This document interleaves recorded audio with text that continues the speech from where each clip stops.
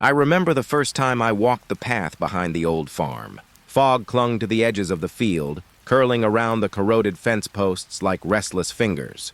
The barn loomed ahead, its weathered boards creaking softly in the wind, though there was no wind at all. Somewhere in the distance, a light flickered, a pale, trembling glow that vanished whenever I blinked. My breath hung heavy in the cold night air, and the silence pressed closer, almost alive. I could hear the faint hum of something just out of sight, a rhythm too deliberate to be nature. I shouldn't have come this close, but curiosity lured me forward, step by slow step. Every rustle in the grass, every shadow stretching longer than it should, felt like it was waiting for me. And then, just as I reached the edge of the barn, I saw it. The field stretched before me, endless and heavy with dew.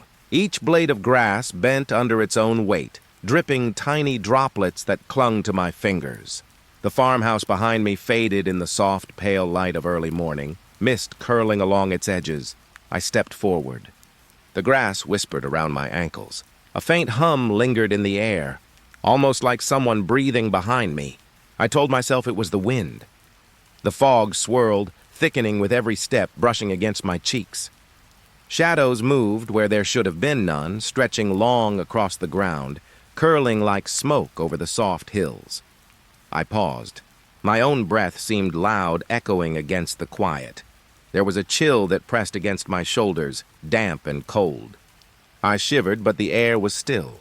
The hum returned, low, almost imperceptible, like a sigh slipping through the mist. I dared not turn. The field felt endless. Every step forward sank slightly into the damp earth. The dew soaked my shoes, and yet I felt lighter somehow, as if the mist itself was lifting me. I noticed the shadows again.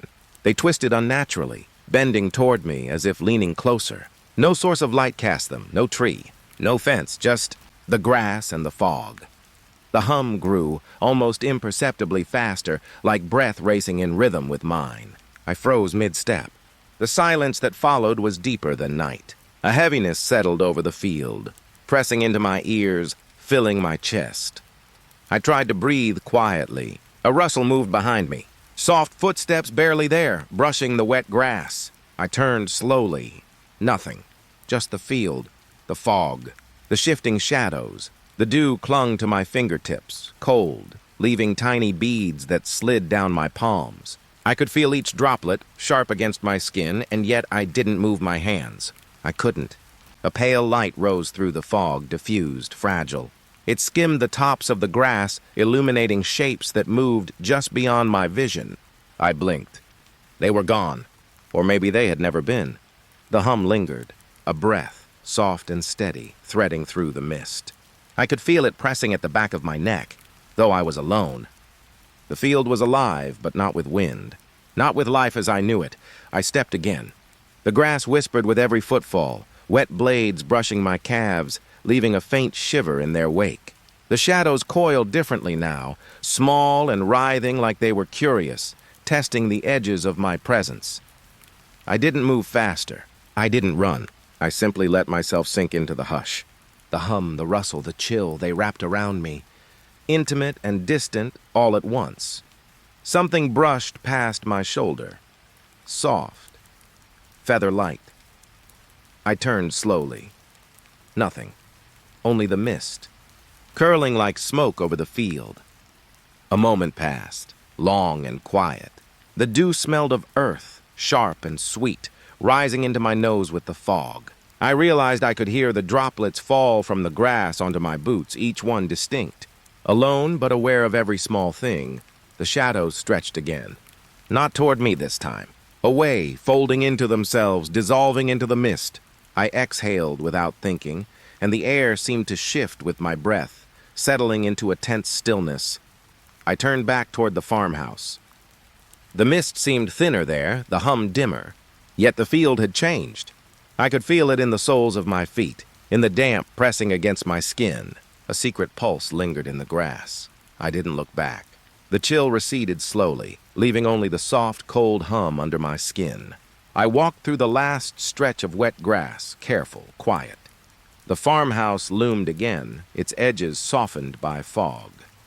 I paused at the edge of the field, hand brushing the damp wood of the fence. The hum had vanished. The shadows had withdrawn. Only silence remained, deep, lingering, almost expectant, and then I stepped inside. The door closed softly behind me, but in the quiet I could still feel the field stretching beyond the walls, whispering. The barn loomed at the edge of the field, dark and heavy against the night sky. A thin mist curled around its corners, settling on the worn wood.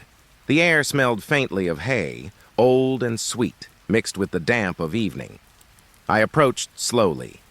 A lantern hung in the doorway, swinging lightly, though no one stood beneath it. Its pale light flickered, uneven, brushing across the boards and spilling into the shadowed yard. Shapes appeared in the glow. Tall, thin, shifting forms that dissolved when I stepped closer. My fingers brushed the cool wood of the barn frame. A shiver ran down my spine. Soft footsteps echoed from within. Deliberate, slow, moving across the old floor. I froze.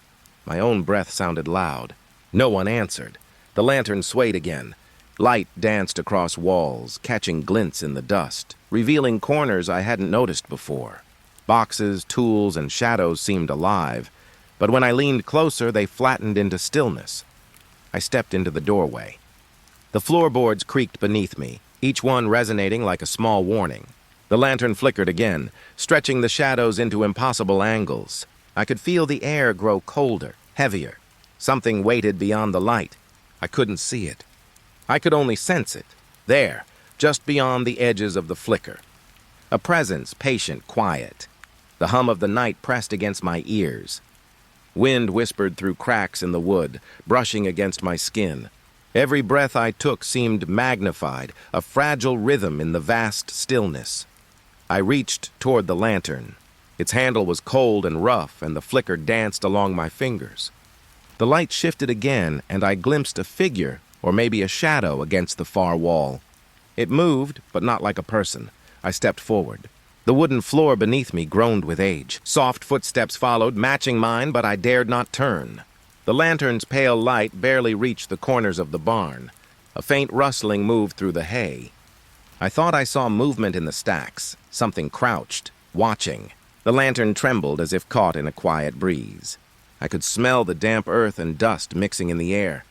I paused. The soft footsteps stopped. The barn held its breath. The silence was thick, almost tangible, pressing against my chest. The lantern swayed once more, casting long, twisting shadows. They moved independently, curling around the beams, brushing along the walls. I felt eyes on me, hungry, patient, unseen. I did not move. A shiver passed across the back of my neck. The air smelled faintly metallic, or maybe it was the tension, thick and clinging. Every small sound, my heartbeat, my footstep, seemed to echo endlessly. I stepped closer to the far wall. The shapes dissolved before I could identify them, but something remained just beyond the lantern's reach. I felt its presence, cold and patient, waiting. The light flickered again, briefly revealing the empty barn. Then the shadows returned, denser, stretching, coiling around the stacks of hay. I breathed slowly, deliberately, letting the quiet sink in. Alone, but not lonely. The footsteps began again, faint, deliberate, moving away this time. The lantern swung gently, casting pale arcs across the floor. The barn exhaled with me, the air softening, settling. I stepped back toward the doorway. The night outside was still, mist curling lazily across the field. The lantern continued to sway, its light trembling, fragile and alive. I paused at the threshold, hand resting lightly on the cool wood. The barn waited behind me, silent but aware. I felt the soft pull of the shadows, lingering just at the edges of sight, and then I left. The lantern swung one last time before the darkness claimed it. The night swallowed the barn whole, leaving only the memory of the light and the soft echo of footsteps on old wooden floors. The barn smelled of dry straw and old wood. Night had settled fully, thick and quiet, pressing against the walls. A thin layer of mist drifted through the doorway, curling across the floorboards. I found the ladder. Its wood was worn smooth, the edges cold beneath my fingers. Every rung groaned softly under my weight, a fragile warning in the silence. I began to climb. The smell of straw grew stronger, dry and sharp, clinging to my clothes. Above me, the shadows pulsed with each beat of my heart. Rustling reached my ears, faint, deliberate. Not the wind. Not a rat. Something else, slight, urgent, moving among the hay. I paused. My hands lingered on the ladder, sticky with dust. The pale moonlight filtered through gaps in the boards, brushing against the loft in slivers. Shadows shifted in response, curling and twisting, almost alive. I swallowed slowly, the breath tasting of wood and something older, faintly sour.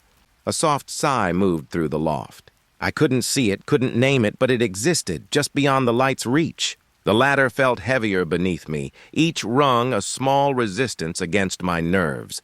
Rustling again, closer now. I froze mid-step. The boards beneath my boots creaked in protest. The silence stretched, thick and suffocating, vibrating in my chest. Then it came, a long, drawn-out groan, low and hollow, echoing off the rafters, filling every corner of the barn. I swallowed. My hands trembled slightly on the ladder. The straw beneath shifted as if responding. The shadows pulsed faster, synchronized with my heartbeat. I could feel them pressing at my skin, brushing my arms, curling along my legs. The air smelled faintly of earth, dry and old, mixed with something metallic. I climbed again. The groan had faded into a lingering hum, vibrating in my bones. Every rung creaked with subtle menace. Every breath felt amplified, drawn slow, shallow, careful. The loft opened above me. Pale slivers of moonlight hit the floor, illuminating stacks of hay that seemed to quiver under their own weight. The rustling shifted from place to place, never constant, always just out of sight. I reached the top and stepped onto the loft floor. The wood beneath was cold, splintered in places. Every step sounded impossibly loud, echoing through the silent barn. Shadows coiled among the hay, bending with strange angles. I could feel them breathing, slow and patient, though no one was there. The rustling grew faintly louder, circling, testing, waiting. I paused, listening. A soft draft moved through the rafters, brushing my hair, tugging at the edges of my shirt. The smell of straw was stronger here, almost suffocating, dry and sweet with dust. A groan shivered through the loft again, shorter this time, fading almost immediately. I held my breath. The shadows froze, waiting for something I couldn't name. I could feel my own heartbeat thrumming in my ears, synchronizing with the pulse of the barn itself. I stepped carefully among the hay. Every movement was deliberate, slow, measured. The rustling shifted with me, as if following, observing, patient. The moonlight caught on a patch of dust floating in the air. It sparkled faintly, suspended in the quiet, moving in rhythm with my shallow breaths. The shadows stretched toward it, then recoiled, folding into themselves like smoke. The barn seemed to exhale. The rustling softened, fading into whispers that lingered at the edges of my hearing. The groan was gone, leaving only silence, dense and expectant. I felt the loft beneath me settle, old wood adjusting to my weight. Every step back toward the ladder was careful. The shadows pulsed once more, soft and alive, then still. I didn't look up. I didn't need to. The hayloft held its secrets, patient, waiting, breathing in time with the night. I climbed down. The ladder groaned beneath my hands. Every rung echoed, but the rustling stayed behind, tucked among the straw, distant but aware. At the bottom, I paused. The barn held a final soft breath, cold and lingering. The night pressed against the walls, thick with mist, and then I stepped into the yard. The barn waited quietly behind me, silent but alive. The rustling lingered in memory, soft, patient whispering. The barn was quiet. The air smelled of dry straw and old wood, warm and heavy. Outside, the evening had softened into deep shadow, the sun gone behind the fields. I stepped inside, moving slowly. Each footfall pressed into the worn floorboards, hollow and deliberate. The ladder I had climbed earlier creaked faintly in memory. One corner of the barn felt different. The air grew colder with each step I took toward it, brushing against my skin like invisible fingers. I noticed frost forming along the edges of the boards, tiny crystals clinging where they should not exist, even in summer. My breath came out in white clouds. I watched it swirl and hang in the still air, drifting over the straw, moving in slow, deliberate eddies. The cold pressed into my shoulders, heavy, insistent, demanding attention. I reached toward it, almost involuntarily. The moment my hand brushed the space, something unseen pressed against my arm. Soft, light, but enough to make my heart hammer against my ribs. I jerked back, the frost glinting like pale stars in the corners of the shadow. The silence that followed was denser than the cold itself. No wind moved through the barn, no rustle of straw. Yet the air felt full, alive, waiting. I could see my own breath, floating in fragile spirals, curling toward the shadowed rafters. The frost glimmered faintly in the lantern light, crystalline and sharp. Each step closer made the cold cling tighter, wrapping around my skin, sinking into the very marrow of my bones. Something brushed past me again, a whisper of movement along my sleeve, quick, fleeting, a sensation without form. I froze, listening, ears straining. The barn held its breath. I stepped back. My foot disturbed a pile of straw, tiny motes rising to meet my face. The cold corner remained, silent, patient, unyielding. I could feel it waiting, stretching, pulsing almost like a heartbeat beneath the frost.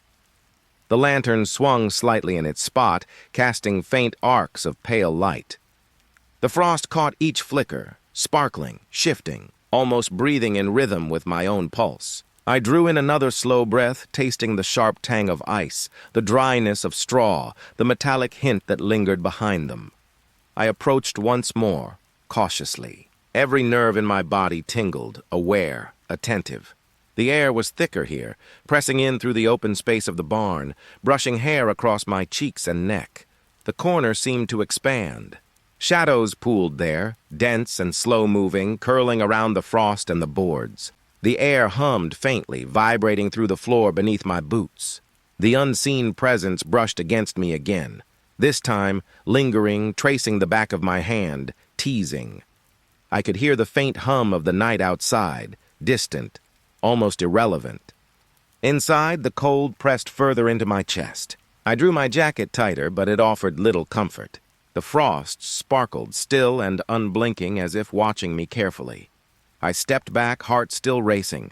The shadows receded slightly, coiling into the corner like smoke settling into itself.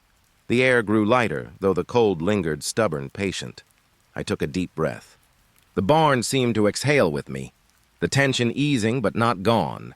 The frost remained, crystalline and quiet, a memory etched into the corner of the building. I lingered there for a moment, listening. No footsteps, no rustling. Only the hum of my own heartbeat and the faint whisper of breath mingling with the cold. I turned away. Each step toward the doorway felt measured, careful, slow. The barn stayed silent behind me, waiting, patient, its cold corner untouched, alive, remembered. Outside, the night held the fields in shadow.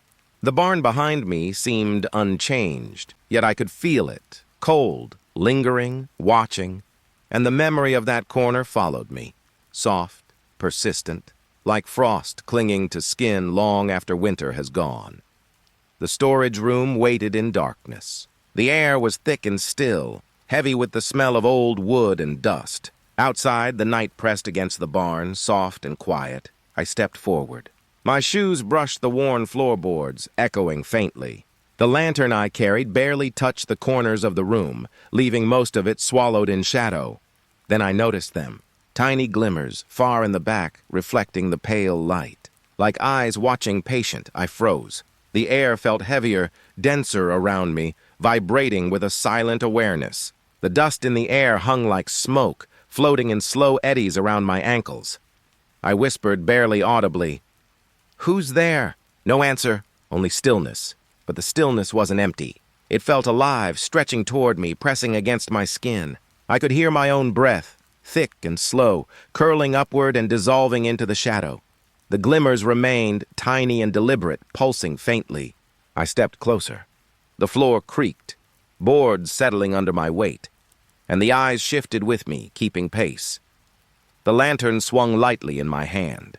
Its pale light brushed across stacks of boxes and crates, revealing shapes that seemed to tremble with expectation. The shadows pooled deeper in the corners, curling like smoke, moving without wind. I could feel the air around the eyes, cool and static against my skin. A faint hum seemed to rise from the floorboards, low and persistent, vibrating under my feet. I swallowed, tasting dust and cold wood, and the air seemed to thicken with it. The glimmers blinked. Or maybe I blinked first. I could not tell. Each movement seemed mirrored by the darkness itself. I whispered again, quieter this time, almost a breath. "Who's there?" Still nothing. Only the still living quiet that pressed into my ears, into my chest, into my lungs. The room seemed larger than it was. Shadows stretched along the walls, bending at impossible angles, curling in the corners. The glimmers stayed, patient, observing, tiny reflections in the endless dark. I reached out. The air was cold, heavy, pulling at my fingertips. The glimmers shifted just enough to follow, just enough to remind me they were aware. I stepped back. The floorboards groaned softly beneath my weight. Dust swirled around my boots, catching faint light, glittering like distant stars. The shadows absorbed it instantly, leaving the glimmers bright and small, floating in the darkness. I held the lantern closer. The light touched the nearest crates, the nearest walls, the nearest floor, but never the source of the eyes. The stillness deepened, stretching between me and the unseen watchers. I could hear the faintest rustle, a movement among the boxes, careful, deliberate, almost imperceptible. My skin prickled. The air smelled faintly metallic, dry, and old. I stepped forward again, slower this time. The glimmers blinked with me, always distant, just out of reach. I realized they were patient, waiting for something I could not name. I whispered one last time, quiet as breath, "Who's there?" The air thickened. The silence answered in waves, pressing against my chest, filling the room. I stepped back toward the doorway. The glimmers held their place, unwavering, reflecting the pale lantern light like tiny stars suspended in black. The shadows curled, following me as I retreated. I paused at the threshold. The storage room exhaled with me, settling again into its patient quiet. The eyes remained, waiting, still, alive, even as I left. The lantern swung gently in my hand, catching the dust in slow spirals. Outside, the night felt soft, forgiving. But the memory of the glimmers lingered, tiny, deliberate, watching. I stepped back into the barn. The storage room stayed silent behind me. The eyes had not moved, and they would not forget. Behind the barn, I noticed it. A shed I had never seen before. The wood was aged, darkened with weather, leaning slightly as if sighing under its own weight. The door creaked, slowly, gently, moving as if pushed by some invisible hand. No wind stirred the air, yet the sound echoed in the quiet evening. I stepped closer. The smell of dry wood, dust, and something faintly metallic drifted toward me. My fingers brushed the rough frame of the doorway. Cold. Solid. Inside, dust motes floated lazily in pale light. The air was thick, still, heavy with the scent of old earth. Shapes shifted just out of focus. Crates, tools, shadows, all moving slightly when I blinked. A whisper called my name, soft, deliberate, threading through the stillness. I froze. My breath caught, curling slowly in the cool air. The door swayed slightly, a gentle invitation, or warning. The floor beneath me felt uneven, settling as if alive. I took a slow step forward. The shapes inside moved again. A stack of crates tilted slightly. A shadow seemed to stretch toward me, retreating when I blinked. The whisper came again.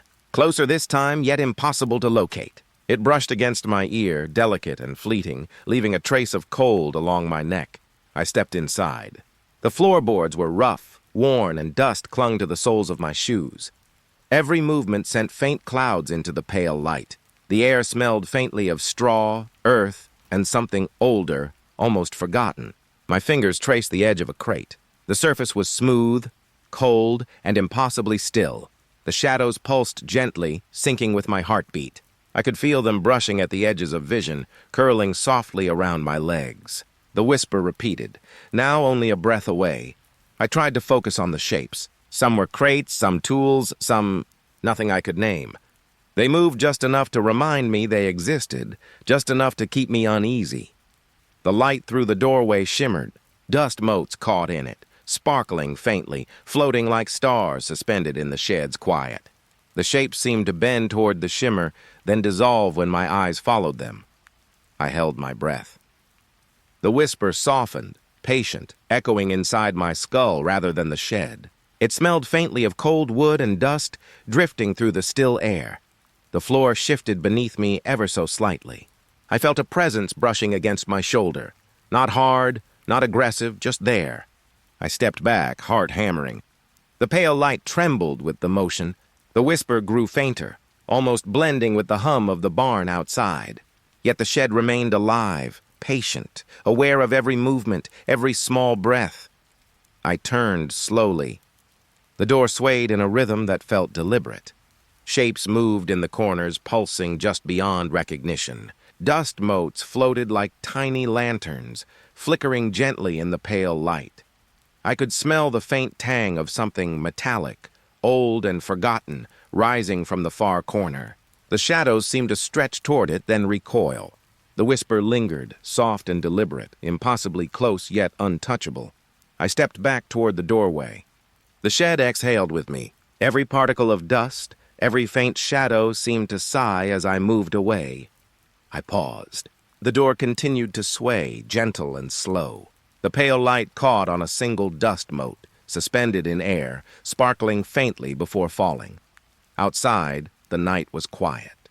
The barn loomed behind me, dark and patient. The shed remained there, waiting, whispering, unseen yet alive. I breathed deeply.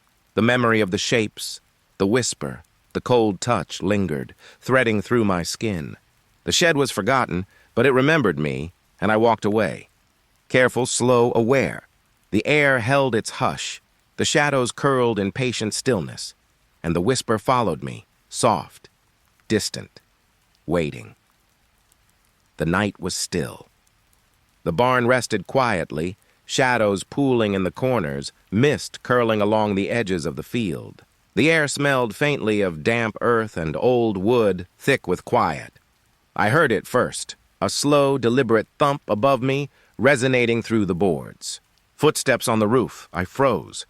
The night seemed to lean closer, listening with me. My breath came slow, curling in the chill. I looked up. The tin roof swayed slightly, each ridge bending under some invisible weight. No one was there. The footsteps continued. Heavy, steady, patient. I could feel each thump in my chest, vibrating through my feet, climbing my spine. The shadows along the barn walls seemed to deepen. Dust floated in faint arcs where the lantern light touched, disturbed by the invisible motion above. The air smelled faintly metallic, a whisper of iron and cold metal brushing my nostrils. I stepped closer to the wall, trying to listen, trying to locate them. Each step creaked beneath my shoes, echoing oddly against the quiet. The roof shivered above me, betraying nothing. The night seemed alive. Every shadow flickered as though aware, moving in slow, deliberate rhythm. The hum of silence wrapped around me, pressing against my ears. The thumps slowed, each one deliberate, heavy, spacing itself like a heartbeat out of sync with my own. I could feel the air shift with each step, a faint pressure that brushed against my shoulders. I held my breath. Dust motes floated lazily in the pale light, catching on the edges of the boards. The tin roof pulsed faintly, reacting to weight that could not exist. I stepped back, careful. My heart raced, pounding in sync with the slow steps above. The floor beneath me was solid, yet trembled with each impossible step. The lantern light quivered in my hand. Shadows stretched across the barn, coiling in corners and curling over crates. The steps continued, patient, measured, unrelenting. I could smell the faint scent of rain on metal, though the air was dry. The hum of the night pressed in, alive, thick, expectant.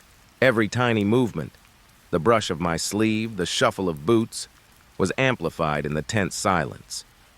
I dared not speak. Even the whisper of my own breath sounded loud, intrusive, fragile. The roof seemed to wait with me, swaying slightly as if breathing. A single thump landed nearer, closer. The vibration ran through the barn floor, through my bones. The air grew colder, pressing around me. The shadows shifted again, subtly, curling toward the source of the unseen presence. I could feel their intent, patient and patient waiting. Every step on the roof was deliberate, impossible. I drew back slowly. The thumps moved above, patient, distant, then closer again. I held my lantern tight. Its pale light caught the edges of dust, floating like fragile sparks in the still air. The night held its breath. The footsteps slowed, fading into the rhythm of the barn itself. The roof swayed once more, gently, impossibly, as if settling after some unseen weight moved on. I remained still. The air smelled faintly of cold metal and old wood. The shadows pressed softly against the corners of the barn, patient, observing. And then the roof was still. The footsteps gone. Only the soft hum of the night, the distant echo of impossible motion lingering in my chest. I stepped back from the wall. The lantern swung lightly, catching the dust in lazy spirals. The barn exhaled, settling, quiet and patient once more. Outside, the field lay dark, mist curling around the farmhouse. The roof remained silent, but I could still feel the weight of what had passed above me. The memory of each impossible step stayed, slow and deliberate, brushing along my skin, along my nerves. I left the barn slowly, every movement measured.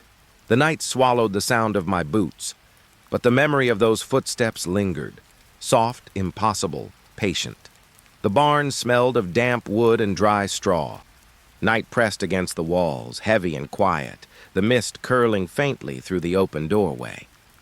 The lantern I carried cast pale arcs of light brushing against crates and beams. I noticed a stall. It looked ordinary at first, old wood, worn hinges, but something hummed beneath it. A vibration, soft, subtle, almost imperceptible, brushing against my chest. I stepped closer. The floor beneath my boots trembled faintly, echoing the hum. The air smelled faintly metallic, dry and sharp, mixing with the earthy scent of straw. I pressed my hand against the wall. The vibration shifted instantly, pulsing in rhythm with my heartbeat. It moved under my fingers, alive, aware, as if it knew me. The hum grew slightly, deep and steady. I could feel it in my chest, in the soles of my feet, crawling along my spine. The shadows of the barn seemed to bend toward it, curling like smoke. I held my hand there, careful, hesitant. The vibration shifted again, subtle, deliberate, adjusting to the pressure of my palm.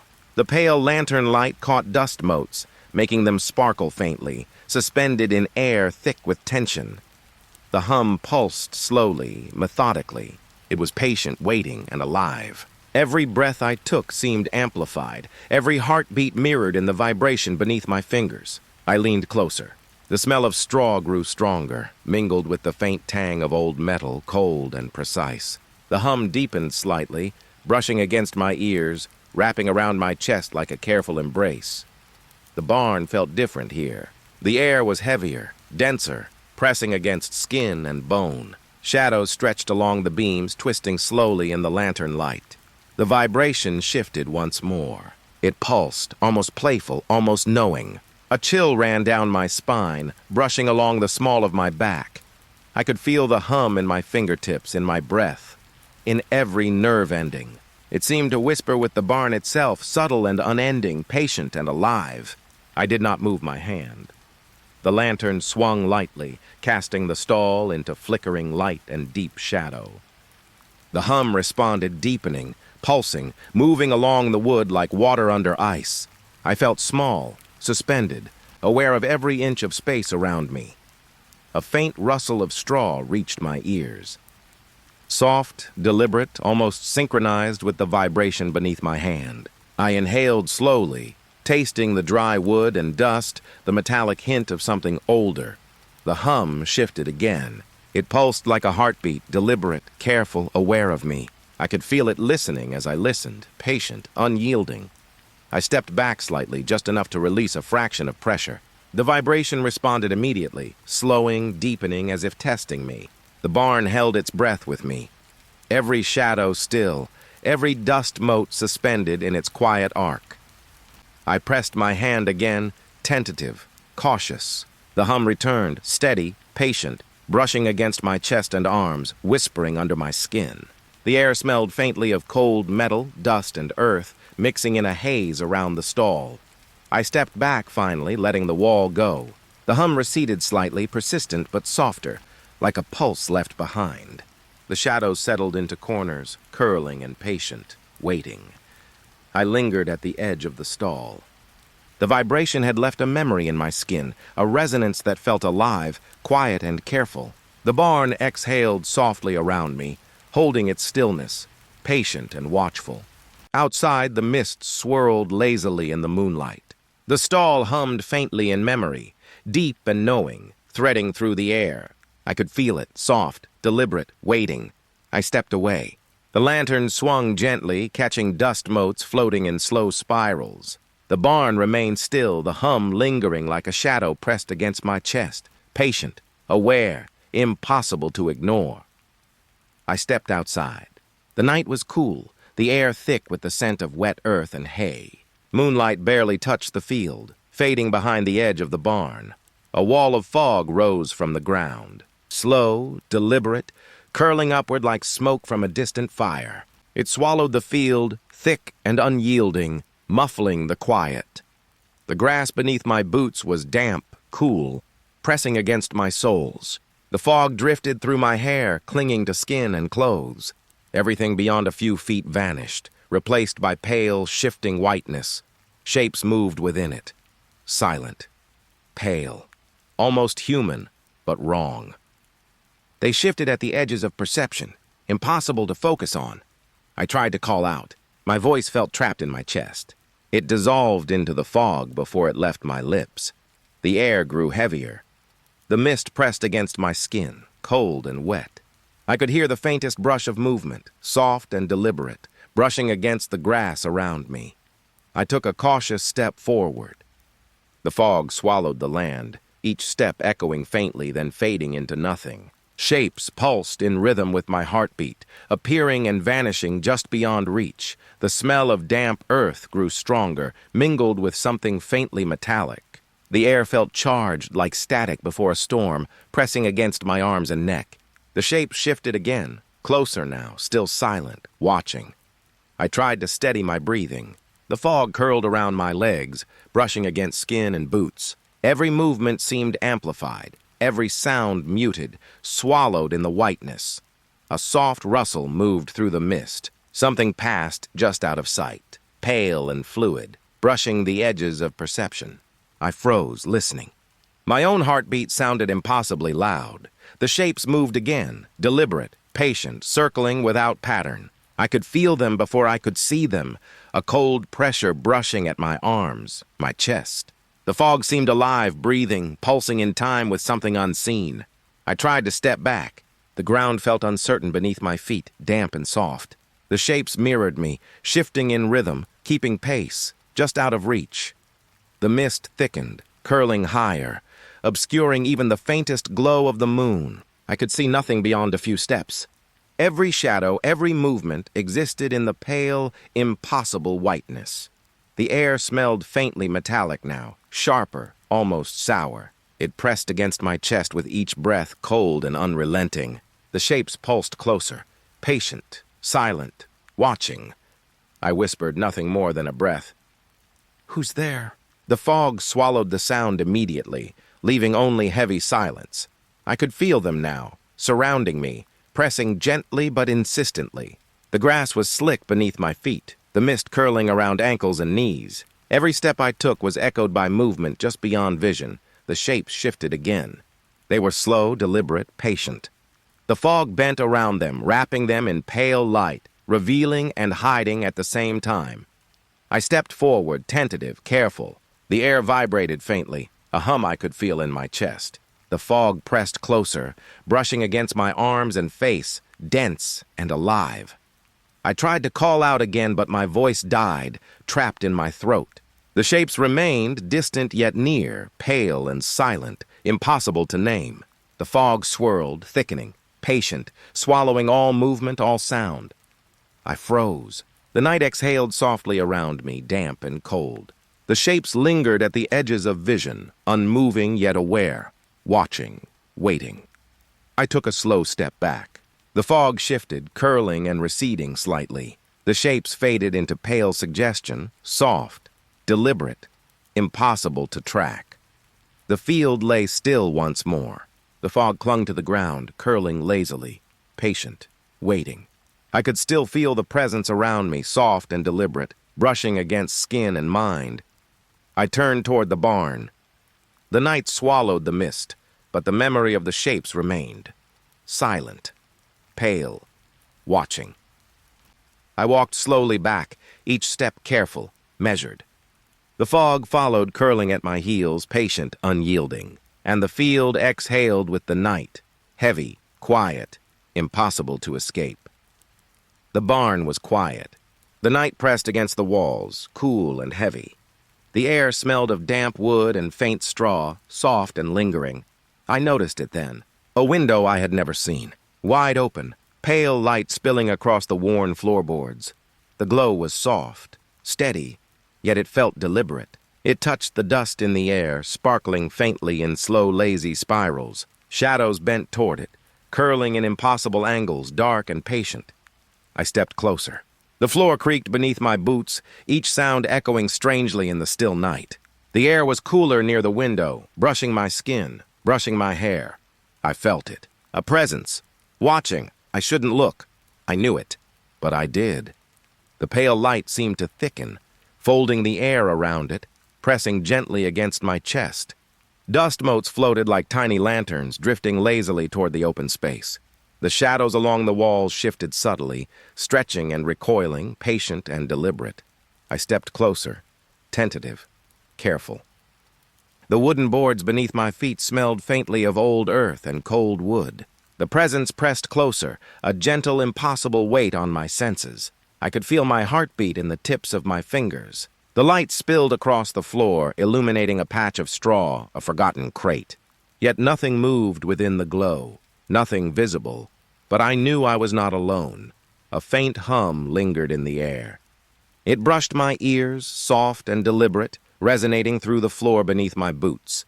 The shadows bent slightly, almost as if leaning toward me, patient, watching. I stepped closer still. The air smelled faintly metallic now, a cold tang that brushed my nostrils. My breath rose in small clouds, curling toward the pale light like smoke. I wanted to step back. I wanted to leave. But my eyes stayed fixed on the window. The presence shifted, subtle, patient, brushing along the edges of my vision. It pressed against my skin, lighter than a touch, heavier than silence. The floor beneath my feet felt alive, humming faintly in sync with the presence. I could see the dust motes moving in arcs, spiraling toward the light, then fading into the shadows. The pale glow illuminated a corner of the barn I had never noticed, stretching it impossibly long. Shadows pooled there, curling and patient, breathing softly in the quiet.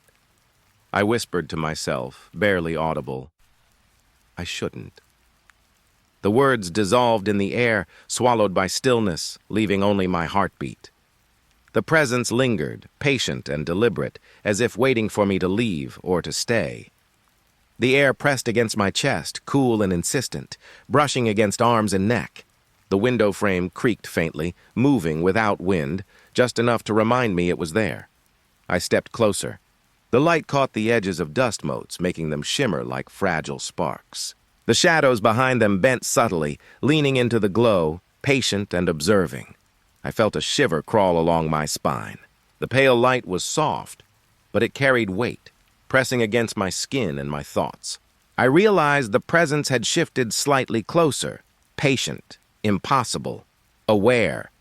I turned my head slightly, glimpsing the barn behind me. Everything was still, but I could feel it, watching, waiting, deliberate, patient. I stepped back, careful, slowly. The floor creaked beneath my boots, the light spilling across the boards like liquid silver. The presence followed, gentle but insistent, lingering in the edges of vision, the corners of the air. I finally pulled away from the window. The pale light continued to spill, unchanged, quiet, patient. The shadows curled in corners, waiting, breathing softly in the stillness. I lingered for a moment, feeling the weight of it pressing gently in my chest. The window remained open, pale and deliberate, its light spilling across the barn floor. And I knew it would watch, patient and aware, even as I left.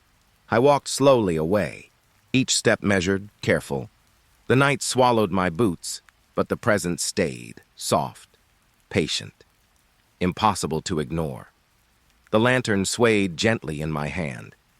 Its flame quivered, bending low with every breath of air that moved through the barn. The walls glowed in uneven bands of gold and shadow. It was late, colder than usual. I could see my breath drift up toward the rafters, where cobwebs hung like thin ghosts. The air smelled of straw, metal, and something faintly damp. Every creak in the wood felt too close, too alive. The flame flickered again, and the shadows began to move. At first, they followed me, every turn of my wrist, every shift of my shoulder. They stretched and bent, obedient, quiet. But then, one didn't. I stopped moving, and it didn't. It kept swaying slightly, as if breathing on its own. The others began to ripple, to twist against the walls in shapes that felt almost human, but not quite. Too tall, too thin, their edges too soft, too slow to match mine. I lifted the lantern higher. Its glass was warm against my fingers, and the flame hissed faintly behind it. The shadows pooled closer, darker, as if gathering beneath my boots. The air pressed in, thick and close, filled with faint static. I could hear the straw shift underfoot, even when I didn't move. Something was mimicking me, but not from this side of the light. I turned slightly. The largest shadow turned with me, but then its arm kept rising, slowly, deliberately, past where mine had stopped.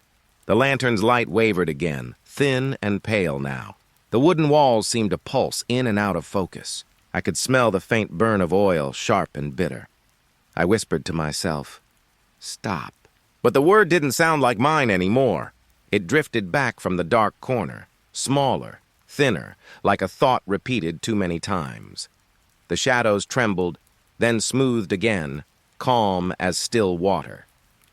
They waited, patient, each one standing where I stood, each one breathing when I breathed. I took a single step back. The nearest shadow followed, then paused halfway, its head tilted slightly, out of rhythm with mine. Curious, my throat felt tight. The flame fluttered against the glass, bending low as if afraid to look. The pale light reached farther this time, spilling across the far wall. And that's when I saw it. A fifth shadow. I counted them twice. Mine and 4 more, but there was no one else in the barn. They moved closer, their shapes overlapping, stretching longer until their edges touched. I could hear the faint rustle of hay, soft and steady, circling around me. The air smelled older now, dust and smoke and cold metal. I raised the lantern again, my hand trembling. The light wobbled, smearing the shapes into streaks that crawled up the walls. Each one seemed to lean forward, faces blurring, melting into one another, and then they stepped away from the walls. The air shifted. The darkness thickened, not heavy but slow. Their shapes bent and twisted until I couldn't tell which was mine anymore. I tried to move, just a step, but every movement made them echo, multiply. Their arms lifted when I didn't. Their heads turned when mine stayed still. The lantern's glass cracked softly, a sharp, dry sound that hung in the air. The light inside sputtered, throwing the barn into pulsing shadows, bright, dark, until I couldn't tell where I was standing. My breath came shallow, warm against the cold air. The flame flared once more, then steadied. All the shadows froze. They stood perfectly still, drawn tight against the walls again. But something felt wrong. There were more of them now, dozens, each one faintly trembling as though holding its breath, waiting. I lowered the lantern slowly. The light slid down the walls, across the floorboards, over my boots. When it reached the far side of the barn, the shadows were already gone. The air felt thin again, quiet, heavy, watching. I could still see faint traces where they'd been, smudged dark marks on the wood, like fingerprints. The lantern's flame bent low, almost out. I stood there listening to the silence breathe around me. Nothing moved. Nothing followed, but as I turned toward the door, the light brushed one last shape on the wall, just beside mine, perfectly still, perfectly identical. It smiled when I didn't, and then the lantern went dark. The night air was colder than I expected. Thin, sharp. It tasted faintly of rust and soil. The gravel path stretched out from the barn to the front gate, a narrow strip of gray beneath the moon. I could see my breath hanging there, fading slow like smoke from a dying fire. The gate stood crooked against the fence line. One hinge snapped, the other holding by a single rusted nail. It shouldn't have been moving, but it was a soft swing. Back and forth. Back and forth. No wind touched it.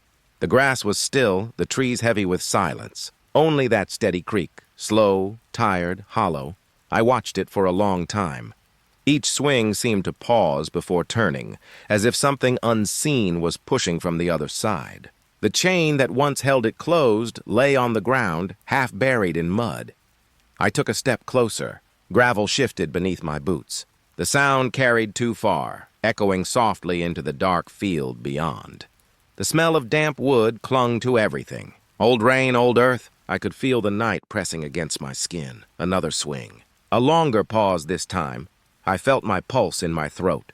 The gate was facing me now, just slightly open. An invitation. Behind me, the gravel whispered. A faint crunch. Then another. I froze. Didn't breathe. The sound came again. Heavier this time. Like footsteps. Slow, dragging, too far apart to be mine. I turned. Quick. Nothing. The barn stood behind me, black and hollow against the pale sky. Its windows glimmered faintly, reflecting nothing back. The air had gone still again. I waited. One breath. Two. The silence thickened until I could hear the hum in my ears. Then, another step. Closer now. The gravel shifted right behind me. The sound pressed into the ground, real and heavy. But when I turned again, there was only the long path, the gate swaying gently in front of me. I whispered barely. "Who's there?" The night didn't answer. It only seemed to breathe slower. The air felt wrong, tilted somehow. As if the world around me had leaned just slightly out of place. I could feel the weight of something behind that quiet. Something watching. I crouched and picked up the broken chain. It was cold enough to sting my fingers. When I lifted it, the links trembled. Too much movement for how still I was holding them. I looked back up. The gate had stopped swinging. It hung there, perfectly still. The moonlight brushed across it in a pale silver line. And then it started to move again, but this time, not back and forth. It was opening, slow, deliberate. The metal groaned, a long, drawn-out sound like something breathing through teeth. The gravel behind me stirred again. More steps now. Soft, uneven, they circled. Not close enough to touch, just close enough to feel. The scent of the air changed. Colder but not clean. Like wet stone and faint iron. I turned toward the field, but the fog had begun to rise, thick, pale, and low to the ground. It crept between the fence posts, swallowing the horizon inch by inch. Shapes seemed to shift within it, too far to see clearly. The gate was fully open now. The chain slipped from my hand and fell quietly to the dirt. I thought I saw movement beyond the opening, a darker shape among the pale mist. Still. Waiting. My throat felt dry when I whispered again. "You're not supposed to be here." The words felt small, pulled out of me rather than spoken. The fog didn't move. The shape didn't fade. Then, all at once, the footsteps stopped. No echo, no shift. Just silence, dense and heavy. Even the gate seemed to freeze mid-sway. The night held its breath. I took one step back. The gravel broke beneath my heel, just one small sound, and from the fog something answered, a single perfect crunch, matching mine. I didn't move again. Not for a long time. The moonlight dimmed behind a cloud, and the air grew thick with quiet. When I finally looked up, the gate was swinging closed again, slow, gentle, like it had never moved at all.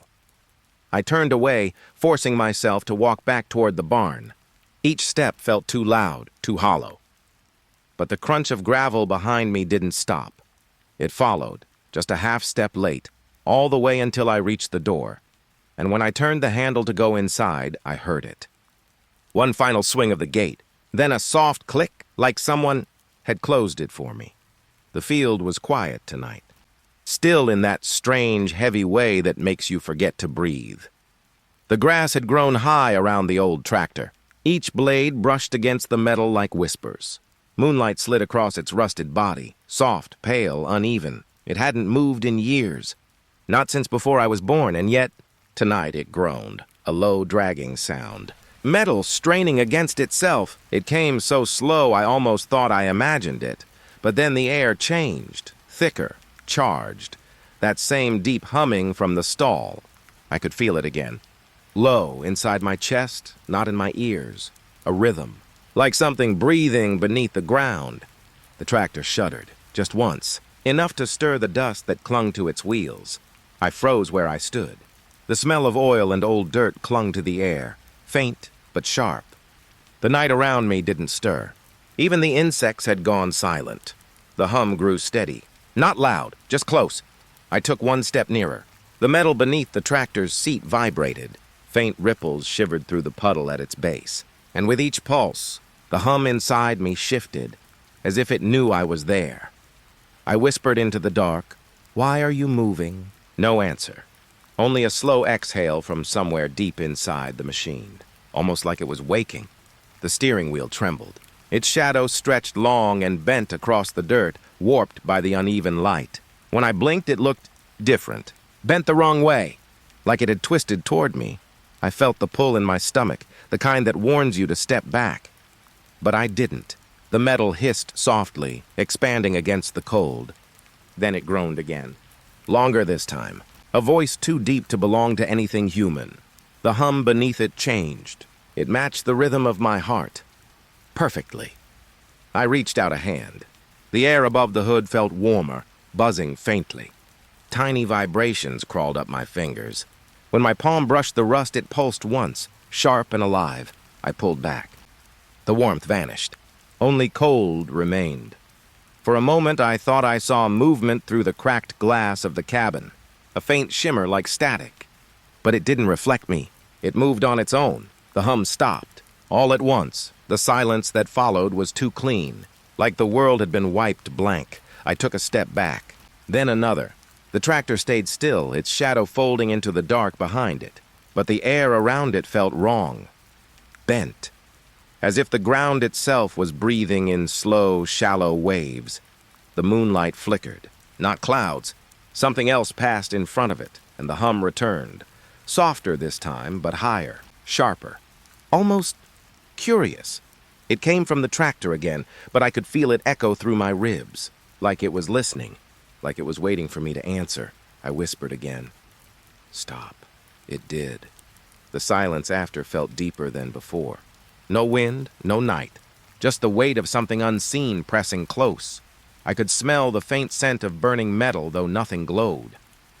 A thread of warmth brushed my ankle, then vanished.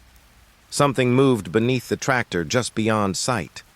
I backed away slowly. Every step seemed to drag the silence with me. Even when I reached the edge of the path, I could still feel the vibration in my chest. Lighter now, but still there. The hum followed me all the way to the barn door.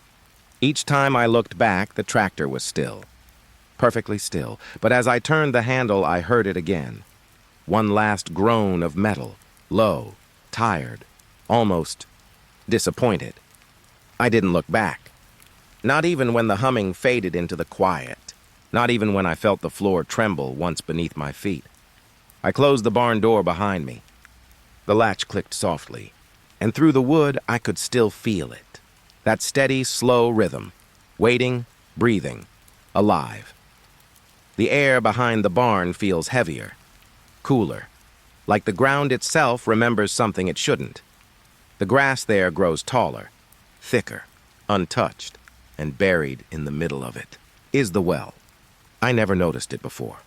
Not once. Even though I've walked this path 100 times, its stones are slick with moss, edges cracked and uneven. The rope that once held the bucket is frayed, blackened at the end.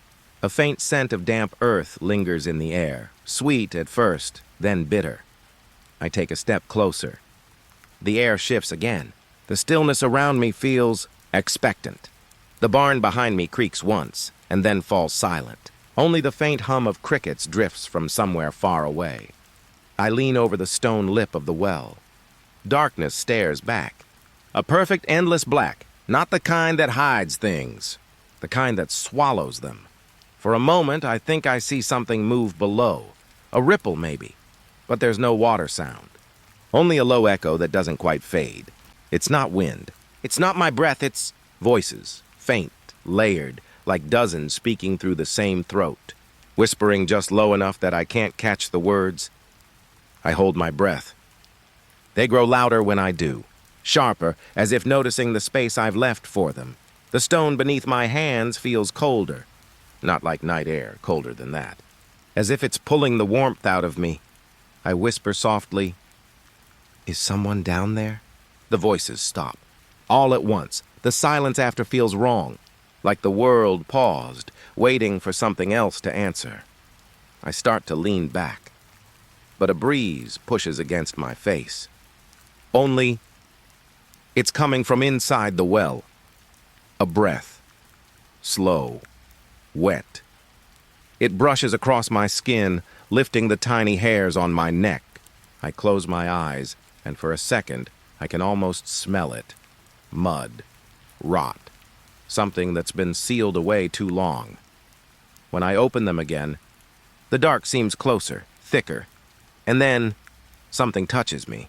Soft, like fingertips tracing my cheek. Cold enough to burn. I stumble backward, hand flying to my face. There's nothing there, only that lingering cold clinging to my skin. The well hums softly now, not from within, around it. The stones vibrate faintly, almost like they're breathing. I can hear the faintest scrape of movement below, a shifting weight, something dragging itself along damp walls. I want to leave. Every part of me wants to leave, but I can't. I kneel again, drawn closer by something I don't understand. The darkness feels alive now, layered, pulsing faintly in time with my heart. I whisper again. "Who are you?" The air stirs. The rope sways once. Then a single voice rises from below. Quiet. Familiar. It says my name. The sound of it doesn't echo. It vibrates right behind my eyes. Too close to be real. I back away, my hands shaking. The stones beneath my palms are slick with moisture, but the air above is dry. Each breath feels harder now, like I'm breathing through dust. I can still hear it. That whisper. Repeating my name. And then, more voices join in, all speaking it together. Layered. Thick. I turn and run, but after 3 steps I stop, because the whispering doesn't fade. It doesn't come from the well anymore. It's around me in the grass, in the air. Inside me. I look back once more. The well is still, completely still. Only the rope moves slightly in the breeze that doesn't exist, swaying side to side, and as I stare, I see something at the edge of the darkness inside, a pale shape, almost human. It leans forward. The air drops cold again. Frost spreads over the stone, creeping toward me. And then, I feel that same cold hand brush my face once more, gentler this time. Almost tender. I step back slowly. 1 breath. 2. The darkness settles again, folding in on itself. The rope still sways. I don't move until it stops. And even then, the air still hums with the faint rhythm of whispers. Too quiet to follow. Too close to forget. I know I should leave. But the well waits, still, watching. And sometimes when the night is quiet enough, I swear I can feel those hands again. Reaching, inviting, remembering. The fog is thicker tonight. It hangs low, pressed against the ground like it's listening. I can barely see the fence from here, just a faint line through the pale mist. The air smells like wet hay and iron, something colder beneath it. Every breath I take feels too loud, too heavy, like it doesn't belong in this silence. The trees around the field lean closer, their branches heavy with dew. Each droplet catches the moonlight for a second before slipping away. It's quiet enough to hear the grass bend under my boots. I stop walking. The air doesn't move. Not even the fog stirs. That's when it happens. A rush of cold air brushes the back of my neck. Sharp, deliberate. Like someone exhaling just behind me. My whole body locks. The warmth drains from my skin in an instant. It wasn't the wind. There isn't any wind. The fog swirls faintly in front of me, curling in slow, restless circles. I can almost see where the breath would have come from. A small, pale hollow in the mist. My throat tightens. I turn, slowly. There's nothing there. Just gray, soft and endless. The shapes of the trees melt into it like fading thoughts. But the feeling doesn't leave. That cold breath still lingers against my skin, as if it's waiting for me to notice. I take a step forward, then another. The fog parts in strange patterns, almost like movement, almost like something walking just out of sight. Every time I breathe out, the mist folds around me, but once, just once. It folds back, like something else breathed in. I freeze again, listening. The quiet is so complete that I can hear the faint hum of my own pulse. It beats in my ears, quick, uneven, too human against something that isn't. Then the cold comes again, closer this time. A whisper of air against the base of my skull, soft, wet.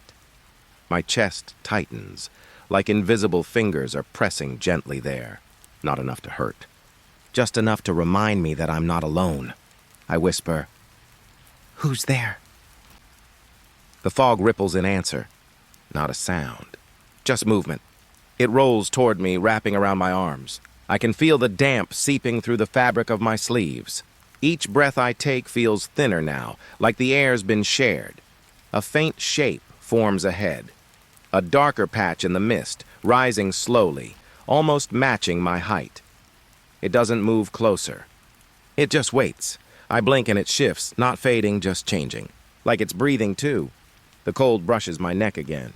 This time it lingers. Almost steady, my voice catches. I want to turn, but something in me says not to. I can feel it, a presence behind me standing too close. Close enough that the air between us is thin, shared. Every instinct says move, but I don't. The fog thickens, pressing against my shoulders, curling into my hair. And through that cold weight, I swear I hear it. A faint, uneven breath. Not mine. Slow. Careful, like it's trying to match my rhythm. I turn again too fast. The mist scatters. Nothing. Only the empty field. The broken fence. The soft, endless gray. But now the air feels heavier. Each breath hurts a little, like something invisible presses against my chest with every inhale. I back away, one step at a time. The fog follows. It moves when I move. I whisper again, "Please stop." And then, the cold disappears, completely. The air turns still, almost warm in comparison. But the silence that follows is worse. Too perfect, like the world is holding its breath. I stay there, frozen in that moment, waiting for something to break it. Nothing does. Only my own heartbeat, echoing in my ears like distant footsteps. I turn toward the barn. But before I take another step, I feel it again. A faint trace of air against the back of my neck. Not cold this time. Just there, testing. I close my eyes. The fog breathes once more, then drifts away, leaving only stillness behind. I tell myself it's over. That it's gone. But even now, when the air feels clear, I can still sense that breath waiting, right behind me, quiet, patient, remembering. The shape of my fear. The corn stands taller than me, dry, still, a maze of stalks that whisper even when there's no wind. It's late. Too late to be out here. The sky above is heavy, gray fading into black. And the last line of sun is caught on the far horizon, thin as a blade. I tell myself I just need to cross the field. A straight walk. Nothing more. The earth is soft beneath my boots. Each step sinks slightly. The scent of soil thick and damp in the air. Something sweet lingers too. Rot, maybe. Old corn. Forgotten and wet. I move carefully, the stalks brushing my arms as I go. Each one crackles faintly, like paper crumpling near my ear. Then, a sound. Behind me, a step, Soft, measured. I stop. The field stops too. Even the insects fall quiet. I listen. Nothing moves. But the silence feels crowded. I take another step forward. The dirt shifts under me, and again that same sound follows. A rhythm, mine, but not mine. I glance back. Nothing but endless rows, a narrow path cut through shadows and stalks. I whisper to myself, just the echo, just the field. But echoes don't breathe, and I can feel this one breathing. The air grows thicker the deeper I go. Each row looks the same, each stalk bending slightly inward as if to listen. When I move faster, the steps follow faster too. Close enough that the earth seems to move at the same time I do. I stop again. They stop too. My heart knocks against my ribs, steady, desperate. The silence between beats feels louder than sound. There's something about being watched when you can't see what's watching. Something ancient about it. I crouch slightly, peering between the stalks. The moonlight catches on the pale husks. Everywhere movement, but not from me.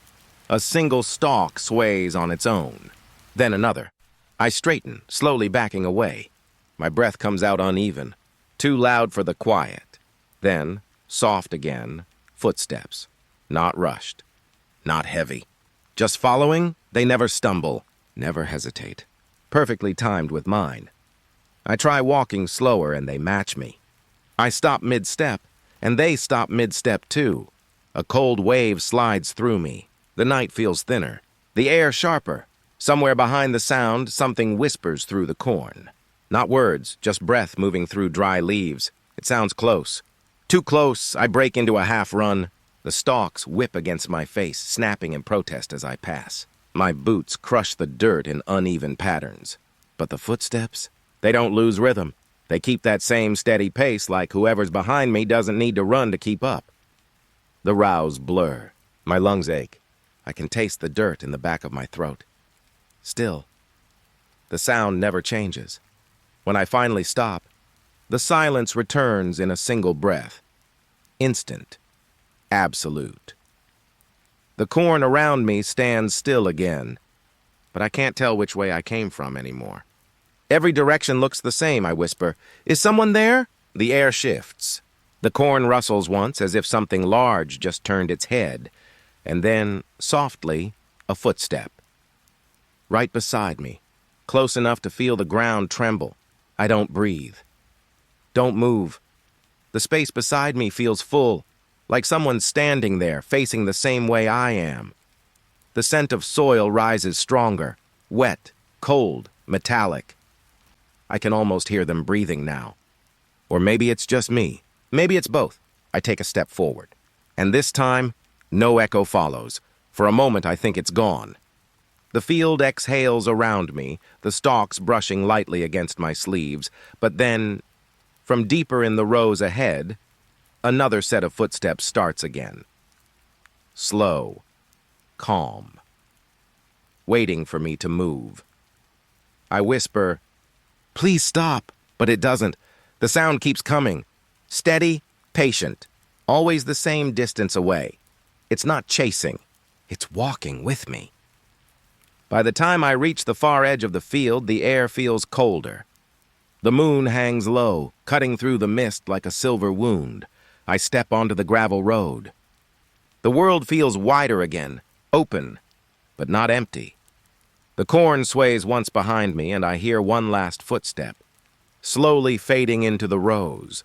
I wait there for a long time, listening. Nothing. But even now, as I walk back toward the house, each time I lift my foot, I can still feel that rhythm beside me. Quiet, measured, waiting, like it learned how to walk the way I do and never forgot. It's late. The kind of late where the air feels heavy, where every shadow in the farmhouse stretches a little too far. The floors creak under my feet as I move down the hall. The lamps are dim, low amber light spilling across the wooden walls.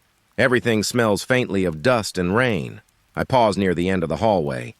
There's a door there, one I've always passed without thinking. Tonight, it's slightly open. A line of pale light slips through the crack, and from behind it, a whisper. My name, soft slow, like it's being spoken through a mouth that doesn't move. I freeze. My heart picks up its rhythm, steady at first, then louder, and the door creaks in time with it, one slow groan for every beat. I tell myself it's just wood settling, the wind pressing against the frame. But the air is still, no breeze, no movement, only that quiet voice brushing against the edges of the room. I take a step closer. The old floorboards shift under me, their complaint almost swallowed by the whispering, my name again. Drawn out this time, breathy, too familiar. It feels close, like someone is standing right behind the door, mouth near the keyhole, waiting. I should walk away. I know that, but the sound pulls at me. Each time I take a breath, the whisper comes with it, curling into my lungs like cold air. The house feels alive. The walls pulse faintly, like they're breathing too. I reach out. My fingers hover just above the doorframe. The wood is cold, too cold, and as soon as I touch it, the whisper stops. Silence. A deep, pressing silence that feels thicker than air. For a second, I can hear my own pulse in my ears. And then, a slow creak from behind the door. It moves an inch. No wind, no reason. Just that sound, like something leaning closer. I whisper, barely audible, "Who's there?" Nothing answers. But the silence bends again, and from within it comes the faintest response. My name, but spoken like a sigh. It slides across the air, low and human, then fades into a hum. The same hum I've heard before. The one that lives under the house, in the walls, in the machines that shouldn't move anymore. It's here now. Behind this door, the knob trembles once. Then again, like someone testing it from the other side. I take a step back. Then another.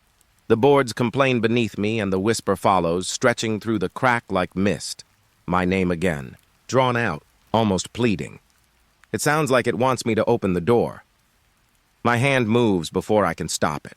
Just enough to touch the cold brass knob, and when my skin meets the metal, the door exhales. A soft, hollow breath against my face, cold enough to sting. The whisper deepens, rising and falling with my heartbeat. Perfectly in sync, like it's learned the rhythm of my body. The house feels smaller now. The walls lean closer. The air hums in my chest, buzzing faintly against my ribs. I step closer again, drawn forward by something I don't understand. There's movement behind the door now. Shadows sliding against the light, shifting like liquid.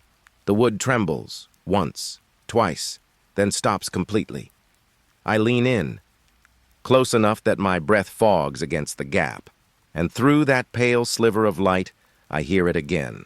Not just my name this time, but the sound of something breathing with me, in, out, perfectly matched. A second heartbeat joins mine, low, slow, patient. Then the voice changes. Still soft, still gentle, but now it says, "Don't leave." The doorknob twists. Not fully. Just enough to click once. I stumble back. The whisper cuts off. The light fades. The crack closes, slowly, until the line of pale glow disappears completely. Now it's just a door again. Still. Closed. Silent. But even as I walk away, I can hear it, faintly, beneath the quiet hum of the house. A voice, mouthing my name in rhythm with my pulse, waiting, patient, right behind the wood, and the strange thing is, even now, I still want to listen. The barn is quiet tonight. Too quiet. The kind of quiet that presses against your ears, where even your own breath feels too loud. The air smells of hay and metal, old wood soaked in years of dust and rain. A faint hum drifts through the beams like something sleeping above me. It's late. The moonlight slips through the cracks in the boards, laying thin stripes across the dirt floor. Pale light, soft, cold. I tilt my head up. The loft hangs above me, dark and still. But then, a shift. Something moves in the rafters, slow, deliberate. I stop breathing. My eyes adjust to the dim, and I see them. Shapes. Long broken shadows stretching along the ceiling, rippling against the wood. They move like people, but not quite. Too smooth. Too slow. At first I think it's the light playing tricks, the moon shifting behind clouds. But when I step back, the shadows stay. When I raise my hand, they do too. But just a second before I do it, like they already knew I would. The air feels heavier now. Each inhale drags something cold into my chest. A faint static hums under my skin. The barn feels alive. I take another step, boots pressing into the dirt, and above me, the shapes follow. Their movements are silent, but I can feel them. Like a pressure in the air, a weight behind my eyes. I reach for the ladder that leads to the loft. The wood is rough, splinters catching against my skin. I don't know why I touch it. I don't want to climb. But my hand moves anyway, and the shadows lean forward, as if waiting for me. A drop of something lands on my wrist. Cold. It trails down to my elbow. I glance up. No leaks, just darkness staring back. Then, movement again. Not mine this time. The shadows twist, arms bending into shapes I don't recognize. It looks like they're reaching down. For me, I back away, heart echoing in my throat. But the rhythm, the pattern, it's wrong. They move before I do. Every flinch, every step, already mirrored. I freeze. Try not to move at all. The loft stays still, quiet, empty. But in the corner of my eye, the dark ripples again. Tiny fragments of motion, like a reflection in water disturbed by breath. They lean closer. All of them. I can't tell how many there are. 3? Maybe more. Their outlines waver, like smoke caught in a shaft of light. I whisper into the silence. Who's there? The question hangs there. But then I see it. One of the shadows tilts its head. The same way I just did, only first it knew. The hum deepens. The walls seem to pull closer, the boards tightening with each soft groan. I take a step back. The dirt shifts beneath me. Dust rises, turning silver in the moonlight. The figures tilt again. A second before I do, they're waiting for something. Maybe for me to understand. Maybe for me to join them. The thought slides cold through my chest. I look toward the door. It's only a few steps away. If I run, maybe they'll stay. But when I turn, the shadows move first. Their arms reach out, mirroring the movement of mine before I've even finished it, like they're leading me out, like they've already decided what I'll do next. The hum grows sharper, a soft ringing in my ears. The air feels tight, as if every breath belongs to something else, and then silence. The movement stops. The loft is still again. The pale light fades. I don't remember leaving. I just remember standing outside, the barn behind me, quiet as if it had never existed.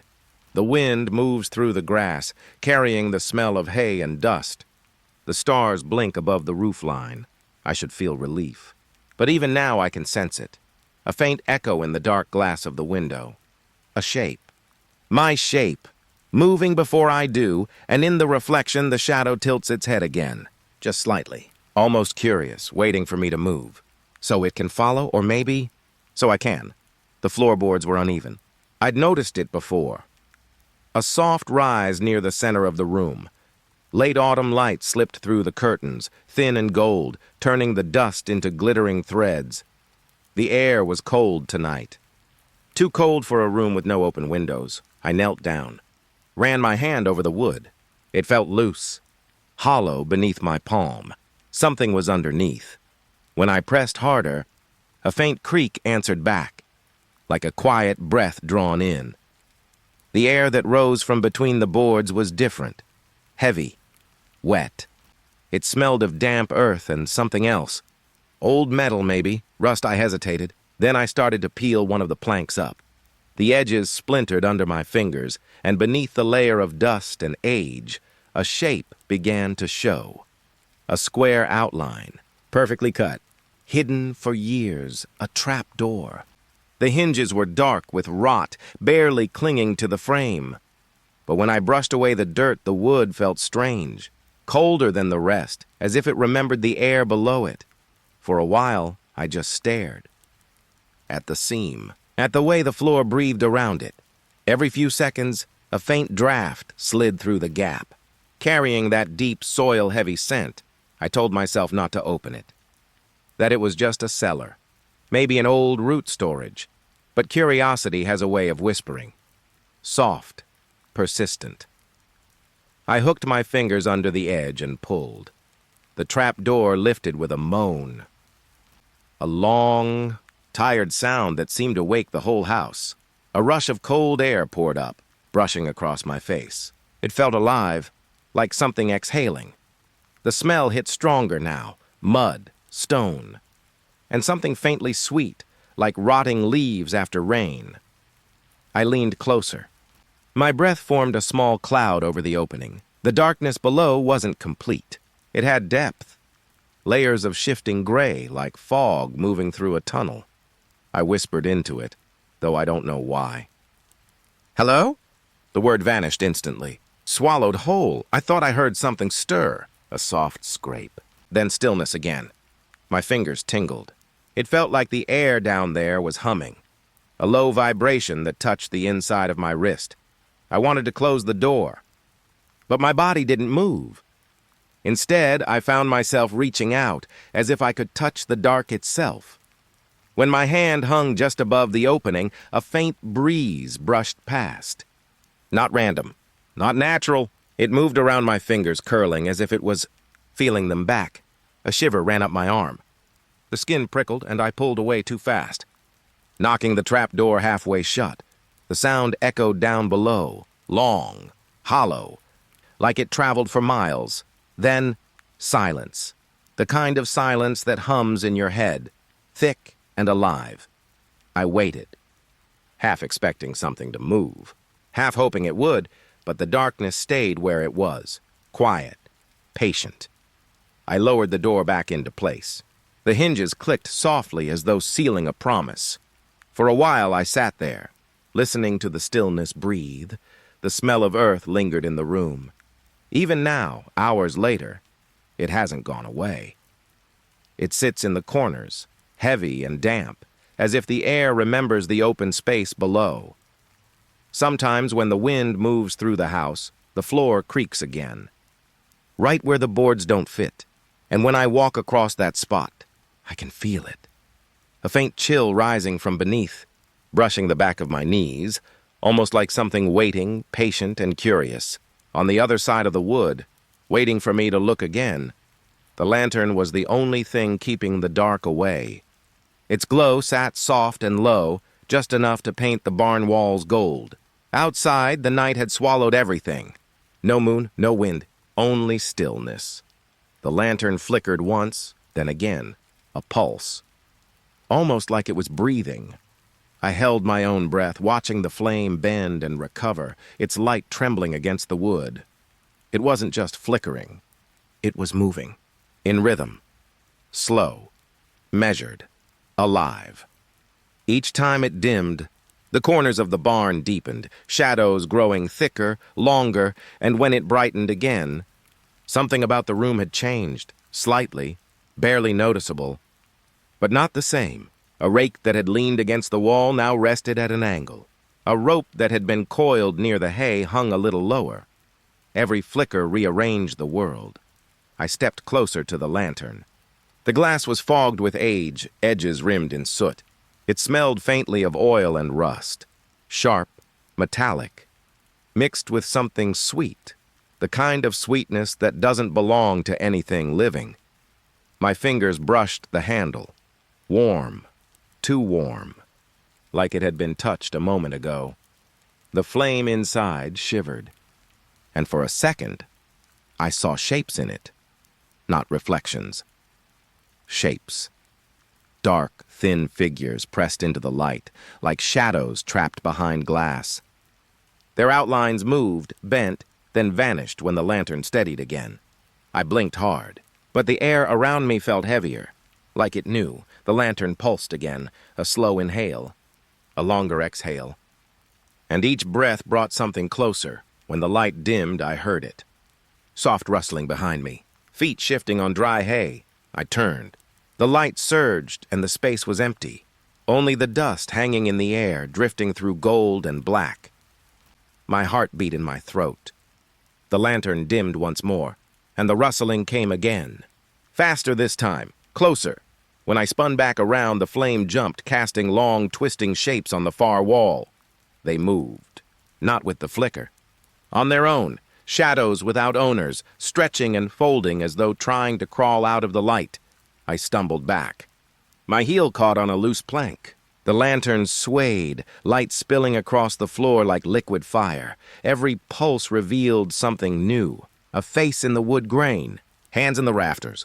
A shape crouched in the far corner, frozen just outside the glow. When the lantern brightened, it was gone. When it dimmed, it was closer, breathing with the light. I could feel the warmth on my skin now, the air thick and uneven, like standing too close to another person. But I was alone. The flame flinched again, shrinking to a thread of orange. Darkness crept in from all sides, soft and absolute. I wanted to back away, but the floor seemed to hold me. Then deep within that faint glow, the shadows moved again, slowly, smoothly, like they knew I was watching. One of them leaned forward, just enough to break the edge of the light, and I saw it, not a face. Just the outline of breath, clouding the air between us, cold, close. The lantern flickered violently, the flame stretching tall and thin. It pulsed once more, a heartbeat of light. Then everything went black. For a long time, there was only the sound of my own breath. And something faint, breathing back. When the flame caught again, it was smaller, dimmer. The shapes were gone. Only the dust remained, floating slow through the faint gold light, as if nothing had moved at all. I stepped back. The lantern swayed gently, as if rocked by unseen hands. Its glow pulsed one last time. A slow inhale, a slow exhale, then stillness. Now even when it's out, I can still see the light. Behind my eyes, waiting to flicker again. The barn was colder than I remembered. The night air pressed through the gaps in the boards, bringing the smell of hay and damp earth. Somewhere high above, something shifted. A soft rustle, then stillness. I tilted my lantern upward, its pale light brushing against the rafters. That's when I saw it, the owl. Perched in the beams, its feathers caught the light like dusted ash. It didn't move. Didn't blink, just watched. Its eyes, wide, black, and depthless, reflected the lantern glow in two tiny golden rings. For a moment I thought it was carved there. A decoration, something lifeless, then its head turned, slowly, too smoothly, following me as I stepped back. The sound of my boots scraping the dirt echoed in the quiet like a break in glass. The owl didn't flinch. It only adjusted itself, talons tightening on the beam with a faint wooden creak. The barn felt larger than before. Every shadow deeper, every breath colder. I tried to ignore it, to keep walking toward the back door. But the silence, it followed. Even my footsteps sounded wrong, too loud, too heavy. Each time I moved, a faint rustle came from above, as if the owl were mirroring me. Step, rustle, pause. I froze beneath the rafters. The lantern flame quivered, painting soft gold over the walls. Old tools, bent nails, a pile of hay that looked almost human in shape. I waited for the owl to move again. But it didn't.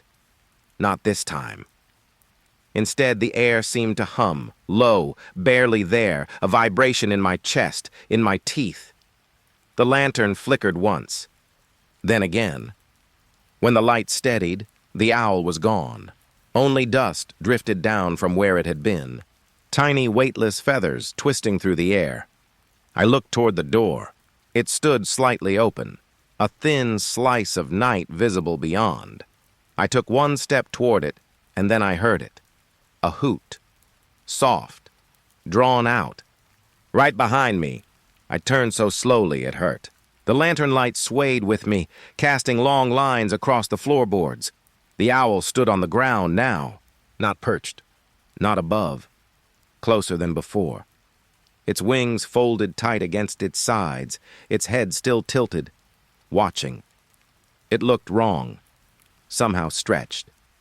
The air around it felt thinner, like it had pulled the silence into itself. My throat felt dry. The words caught before they could form. The owl took a step forward. Not a hop, a step. Its talons clicked once against the floor. I raised the lantern slightly. The flame trembled. Its reflection swam in those dark eyes, two tiny lights, trapped and trembling, and for an instant I thought I saw my own face move inside them, not like a reflection, like something mimicking me from beneath the surface. The air felt colder near my neck. I could almost feel the pressure of wings, not touching, just close enough to stir the small hairs at the back of my skin. I took another step backward. The owl's head followed perfectly. It didn't blink, didn't breathe, only watched. Then, the lantern flame went out. The dark swallowed everything. And in that blackness, the silence grew so heavy, I could hear the faint scrape of claws dragging slowly across the wood. One line, then another. I held my breath, waiting for the sound to stop. It didn't. Something brushed against my sleeve. Soft feathers, cold air. When the lantern flickered back to life, the barn was empty, only the open rafters above, and a few pale feathers settling gently into the dirt. The door swung wider. The night waited beyond it, quiet and endless. But before I stepped out, a faint noise came from above. A single hoot. Low, distant. The kind of sound that feels like it knows your name. And even now, I can still feel that gaze. Somewhere in the dark rafters of my mind, watching, waiting, silent. The air outside was colder than before. Wet, heavy. The barn door groaned shut behind me, and the night pressed close like it didn't want me to leave. I lifted the lantern again. Its light flickered in the fog, a trembling circle that didn't reach far. There should have been a path here, a thin dirt trail leading down the hill, the one I'd walked 100 times. But now there was nothing, just grass, and the pale, moving fog that curled around my boots like breath. I frowned, trying to remember the shape of it, the bend near the fence, the roots I used to trip over, all gone. Even the fence posts had vanished, as if they'd been swallowed by the ground. I took a slow step forward. The grass was slick. The air hummed, soft and low, like something alive beneath the mist. Each step made the fog shift, forming thin trails that swirled and closed behind me. I couldn't see the barn anymore, just the faint glow of the lantern and the white nothing pressing in. A chill ran down my neck. Not from the cold, from the feeling that I wasn't alone. I stopped breathing for a moment, just to listen. Somewhere in the distance, a single branch cracked. Then silence again. The kind of silence that waits for you to move first. I whispered to myself. A small word, barely sound at all. It disappeared into the fog, swallowed before it could echo. I turned slowly, trying to see the barn lights. There were none, only white. Every direction. The world had folded itself away. My hand tightened on the lantern handle. Its metal was warm, slick with sweat. When I took another step, my boot didn't find ground. It sank, just slightly, into something soft. Mud, maybe. But it didn't smell like earth. It smelled old, like damp paper and ash. I pulled back, and the fog shifted again. Shapes moved within it. Or maybe it was just my breath. No, there! A darker patch, standing still while the mist flowed around it. My chest tightened. I tried to focus, but the shape faded when I blinked. Then another appeared, closer. The lantern dimmed, its flame bowing low as if something were stealing its air. The fog thickened around my knees.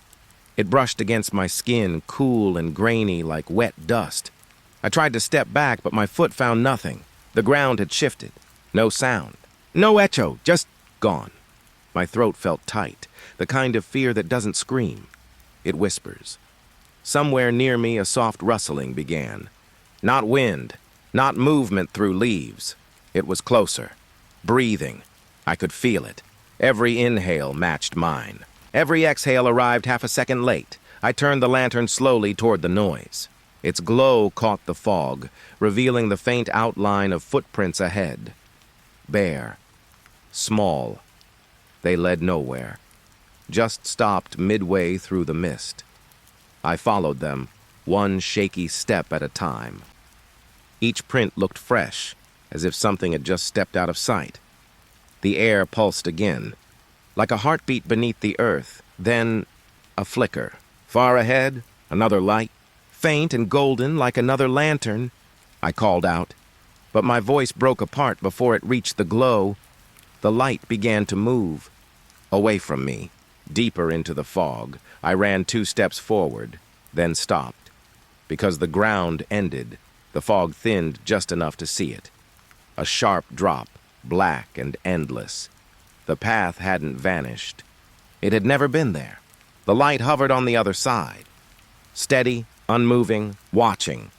I felt the pull in my chest, the quiet urge to step forward, to see if the ground might return beneath my feet. The air around me grew still.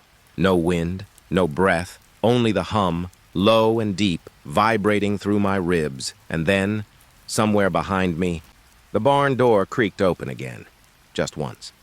Slow. The fog rippled at the sound. Like water disturbed, I turned, but saw nothing. Only white, endless white. When I looked back toward the light, it was gone. Only the fog remained, curling and folding over itself, hiding everything.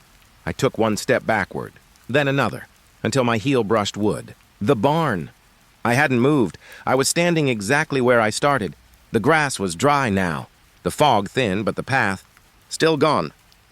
And as I stood there, the silence deepened again. The kind that listens.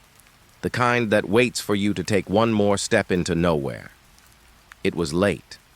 The kind of late where the air stops moving. Even the insects had gone quiet. Summer nights aren't supposed to feel cold. But tonight, the house breathed like winter. I sat by the window, watching the last light fade behind the trees. The barn stood still in the distance, a darker shape against the dusk. Then, the glass before me clouded over. It happened fast, instant. A soft hiss, and frost spread from the corners outward, thin white veins crawling across the pane like something alive beneath the surface. I blinked, thinking maybe it was my breath. But the room was warm. The lantern still burned beside me, and yet my fingertips ached from the sudden chill. I leaned closer. The frost deepened, thickening in small bursts, crystal patterns forming and breaking, growing faster than they should. Shapes began to take form in it, not random ones. Not nature's kind, they looked deliberate. Sharp edges, curved lines, almost like faces, pressing through from the other side. I exhaled against the glass, but my breath didn't melt it. Instead, it moved. The frost shifted, as if reacting, curling toward my hand. Something dark passed behind it, a shadow, slow, elongated. It twisted through the patterns, stretching from one side of the pane to the other. I couldn't tell if it was inside or out. The air in the room changed. Heavy, dry, like something was pulling the warmth away. I reached out, hesitating halfway. Every instinct told me not to, but curiosity is louder than fear when the world stops making sense. My fingers brushed the glass. It pulsed beneath my skin, soft, rhythmic, like a heartbeat. I froze. It wasn't cold anymore, it was warm, almost feverish. The frost around my hand thinned, melting in slow, wet lines, revealing something moving behind it. Darkness, fluid, shifting like smoke in water, and within it, the faint outline of something looking back. It leaned closer. I could feel it. Not through touch, but pressure, the kind that pushes against your chest from the inside. I wanted to pull away, but my hand wouldn't move. The warmth turned sharp, burning. Then the frost returned, harder, thicker, trapping my palm against the glass. I gasped, and the window exhaled. A pale mist spread across it from the inside, from behind the frost. It was breathing, The pain expanded slightly, then drew in again, as if lungs were pressing close to the other side. I stumbled back, my breath catching in small clouds. The frost followed me. It didn't stay confined to the glass.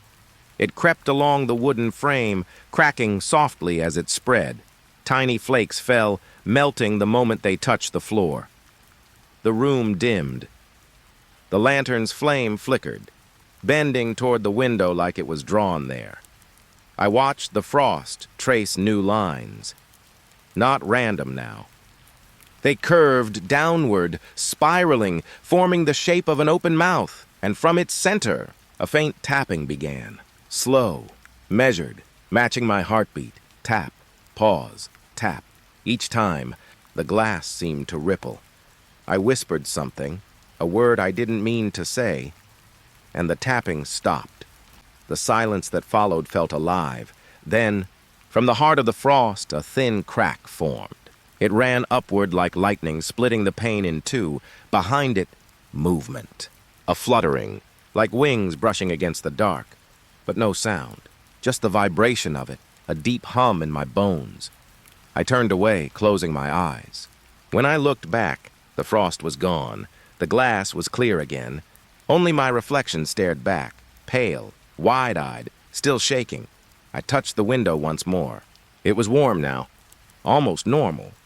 But where my hand had been trapped, a faint print remained in the frost's pattern. Not mine. Longer fingers. Too thin. Too many joints. I stepped back and the room felt lighter, but the air still held its weight. Outside, the summer night returned. Crickets resumed their chorus. The world pretended nothing had happened, but I couldn't stop watching the glass, because every few breaths, if I stood still enough, I could see it fog over again, just faintly, as if something on the other side was still breathing with me. The night was still. Too still. The air hung heavy over the barn, thick with dust and old straw. Even the crickets outside had gone quiet.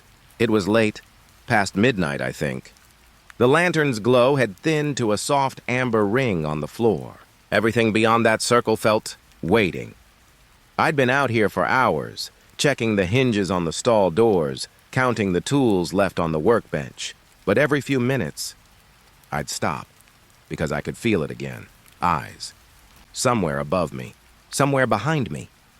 Watching. The kind of stare that crawls across your neck before your mind even notices. I turned once. Twice. Nothing. Just the rafters. The old boards creaking softly in the wind. But it wasn't the wind. I knew that sound. This was slower, more deliberate. A soft groan that matched the rhythm of my heartbeat. Each time my chest rose, the wood above me seemed to sigh. When I exhaled, it went quiet again. I told myself the barn was settling, that it always did this. But the truth is, I'd never heard it breathe before. I moved toward the center of the floor. The lantern's circle followed, flickering faintly against the hay. My footsteps echoed longer than they should have. The air felt stretched, like sound had to travel too far to reach the walls. Then came that feeling again. Sharp, behind my left shoulder. I didn't look right away. I just stood still, listening. Silence, deep, heavy. Then, one slow creak above me. A low bend of wood like weight shifting on the beams. Something was up there. I tilted the lantern toward the loft. The light touched the edges of the ladder, the old hay scattered below. Nothing moved. But I could feel it, pressing down through the air, patient.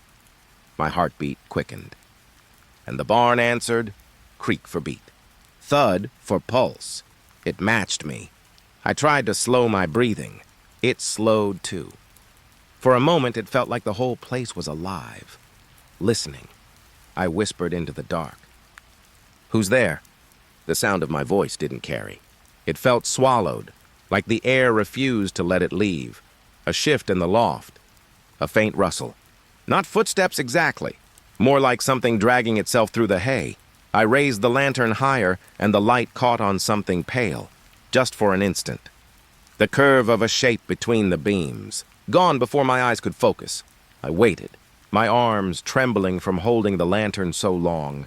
The silence pressed in tighter until I could hear the tiny pop of the flame inside the glass.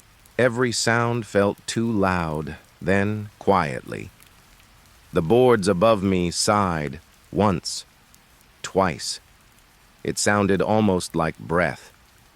I lowered the lantern slowly. The light dipped, and shadows crawled along the walls. The feeling of being watched never left. If anything, it grew stronger, like the dark had learned my shape. I turned toward the door. The handle was cold. When I touched it, the barn groaned again, longer this time, almost warning me. I paused. My reflection flickered faintly in the lantern's glass, and behind it, a shadow that wasn't mine. Tall, still, watching. I spun around, but the space behind me was empty, only dust in the light, drifting like slow snow. I stood there for a long time, waiting for another sound, another shift. Nothing came, but I didn't feel alone. Not anymore. Even as I stepped outside, the air felt wrong. The night had weight to it. The fog curled low along the grass, swallowing my boots as I walked. The barn creaked once more behind me, soft, steady, matching my steps. I didn't turn around. Because somewhere deep inside, I already knew. Whatever had been watching me was still doing it.